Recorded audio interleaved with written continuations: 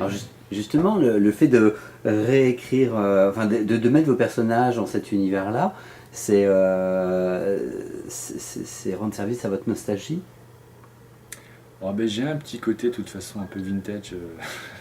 J'aime bien tout ce qui est ambiance un peu passée comme ça. Pour en même temps insuffler un petit côté moderne parce que Hmm. j'essaie quand même de faire un truc, en tout cas au niveau de la narration, du suspense, de l'aventure, quelque chose de moderne.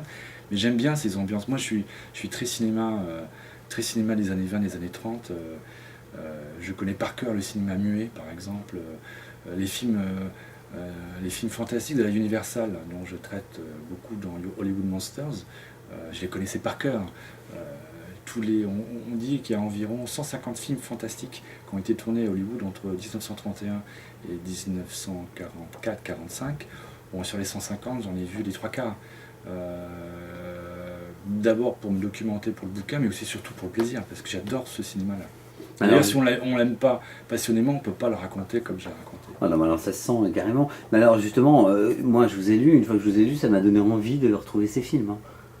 Ah, c'est un peu le but, ouais. Ouais. Et puis pour la plupart, on peut les trouver relativement facilement.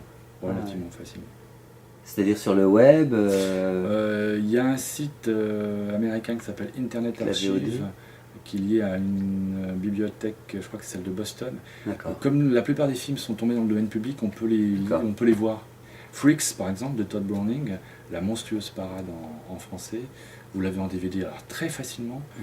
Et puis sur le net, version originale et version originale sous-titrée français, très très facilement aussi, en streaming. Alors après, évidemment, il y a toute une enquête, il y a un suspense, ça on le laissera découvrir au lecteur. Mais moi, je voudrais aussi appuyer avec vous, tant que je vous ai sous la main, c'est la qualité d'écriture, c'est que vous avez vraiment fait un... Alors je sais pas si c'est un effort, mais en tout cas, il y a un vrai talent d'écrivain, il y a une vraie plume, et ça, c'est quand même volontaire de votre part. Alors d'abord, je ne pourrais pas écrire autrement, c'est-à-dire que une littérature Non, mais tant mieux. en phrase courte, hachée, D'accord. style scénario, Ouais. je sais pas faire. Donc moi, j'écris tel que j'ai envie d'écrire. Ce qui tombait bien, c'est que j'avais pas à me forcer, j'avais pas à travestir mon écriture qui est naturellement comme ça un peu stylisée, puisque dans les années 30, c'était effectivement ce type d'écriture qui était en vogue. Donc ça collait bien à l'époque. Ouais, complètement. Après, il y a effectivement un jeu avec le vocabulaire que quelquefois j'ai été chercher. Il y a certains mots, certains éléments de syntaxe que j'ai puisés, que j'ai picorés dans pas mal de bouquins que j'ai lus.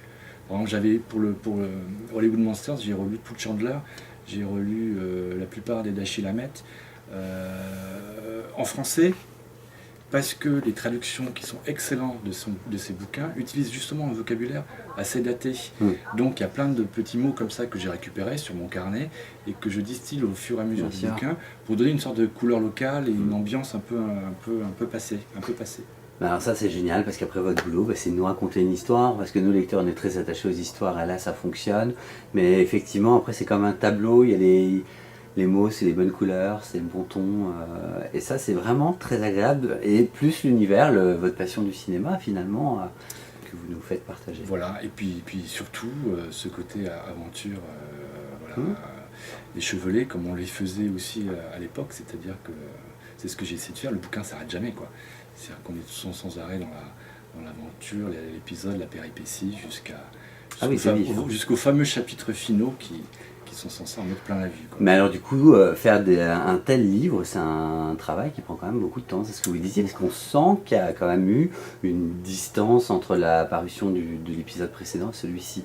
Ouais, mais qui est le temps, Et qui est nécessaire. qui est le temps nécessaire pour écrire un bouquin. Alors c'est vrai que j'ai pas le rythme de certains auteurs qui sont capables de livrer un roman par an. Moi, il me faut plus de temps, ne serait-ce que pour m'imprégner de l'époque que je raconte, parce que j'ai besoin vraiment de ça. J'ai l'impression que à chaque fois, je veux que le bouquin sorte d'une ambiance comme ça dans laquelle je me suis installé pendant des mois et qui me permet après d'écrire de façon naturelle les choses que j'ai en tête. Vous écrivez pas que cette série, vous faites d'autres choses. Là, vous travaillez sur quoi? Un autre épisode de cette série, vous êtes sur autre chose? Pour l'instant, je vais certainement faire ce qu'on appelle un one-shot, Ouais. c'est-à-dire un bouquin qui est en dehors de la série et qui va mettre en scène des héros différents. pour pouvoir justement me changer un peu l'esprit. Alors je ne sais pas encore si ça sera... Alors de toute façon, il y en aura un que je vais faire qui sera à la fin du 19e siècle, parce que c'est une époque que j'aime bien. Et justement pour cette série-là, m'étant ancré dans les années 30, j'ai un peu l'envie, le besoin de me replonger dans cette fin du 19e que j'aime bien. Donc ça se passerait a priori à Paris. Et puis après, je pense que je vais faire un bouquin, un thriller plus contemporain.